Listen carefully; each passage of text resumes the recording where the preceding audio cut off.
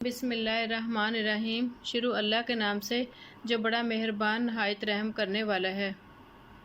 ایک شخص رسول خدا صلی اللہ علیہ وآلہ وسلم کے پاس آیا، سر پریشان یعنی بال بکھرے ہوئے تھے۔ صحابہ فرماتے ہیں ہم اس کی آواز کی بنبناہٹ سنتے تھے اور ہم سمجھ نہیں پا رہے تھے کہ وہ کیا کہہ رہا ہے، یہاں تک کہ وہ نزدیک آن پہنچا۔ جب معلوم ہوا کہ وہ اسلام کے بارے میں پوچھ رہا ہے تو رسول خدا صلی اللہ علیہ وآلہ وسلم نے فرمایا کہ اسلام دن رات میں 5 نمازیں پڑھنا ہے۔ اس نے کہا بس اس کے سوا تو اور کوئی نماز مجھ پر نہیں۔ آپ نے فرمایا نہیں، مگر تو نفل پڑھے تو اور بات ہے۔ رسول خدا صلی اللہ علیہ وآلہ وسلم نے فرمایا اور رمضان کے روزے رکھنا۔ اس نے کہا اور تو کوئی روزہ مجھ پر نہیں۔